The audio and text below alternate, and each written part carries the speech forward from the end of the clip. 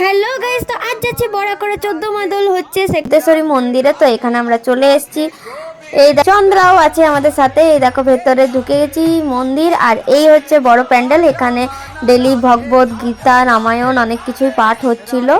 তো আমরা গেছিলাম, তখনও কিছু একটা চলছিল।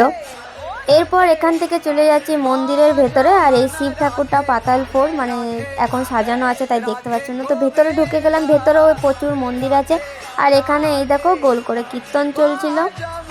আর তারপর দেখো আমরা বাইরে বেরিয়ে গেছি। এখানে অনেকগুলো কুঞ্জ সাজিয়ে সাজিয়ে এখানে কীর্তন চলছিল। আর ও কীর্তনের তালে দেখো চন্দ্রাও নাচতে শুরু করে দিয়েছে। এই দেখো চন্দ্রা নাচছে। এইদিকে দেখো আরেকটা কাকুও নাচছিল। তারপর এইদিকে বাইরে বেরিয়ে দেখো কালী মন্দির। তারপর আমরা এখান থেকে বেরিয়ে গেলাম। বাইরের দিকেও অনেকগুলো কুঞ্জ করা ছিল। তো এরপর আমরা কোল্ড ড্রিঙ্কস কিনে তারপর বাড়ি চলে এলাম।